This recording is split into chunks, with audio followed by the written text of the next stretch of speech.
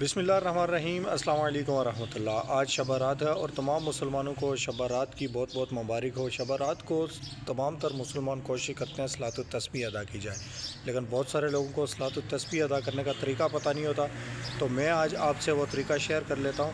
سب سے پہلے آپ نے جو صلاۃ التسبیح میں کلمات پڑھنے ہیں ان کلمات کو یاد کر لیں۔ وہ یہ ہیں: سبحان اللہ والحمد للہ ولا الہ الا اللہ واللہ اکبر۔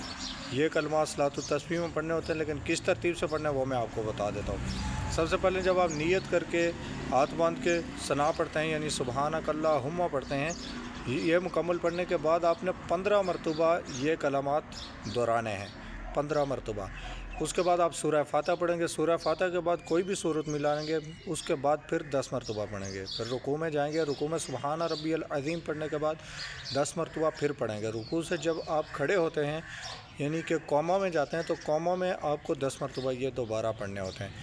اور اس کے بعد جب آپ سجدے میں جاتے ہیں تو سبحان ربی الاعلیٰ پڑھنے کے بعد 10 مرتبہ ان کلمات کو دہرائیں گے۔ سجدے سے اٹھنے کے بعد، یعنی جلسہ میں بیٹھنے میں، دونوں سجدے کے درمیان میں جو بیٹھتے ہیں جلسہ میں، اس میں بیٹھنے کے بعد آپ نے 10 مرتبہ اس کو پھر پڑھنا ہے۔ پھر جب آپ دوسرے سجدے میں جائیں گے، پھر سبحان ربی الاعلیٰ پڑھنے کے بعد پھر 10 مرتبہ آپ انہی کلمات کو دہرائیں گے۔ کلمات ایک بار پھر سن لیں: سبحان اللہ والحمد للہ ولا الہ الا اللہ واللہ اکبر۔ یوں آپ کے یہ ایک رکعت میں 75 یعنی کہ 75 مرتبہ آپ نے یہ کلمات پڑھنے ہیں، تو آپ کی صلاۃ التسبیح ادا ہو جائے گی۔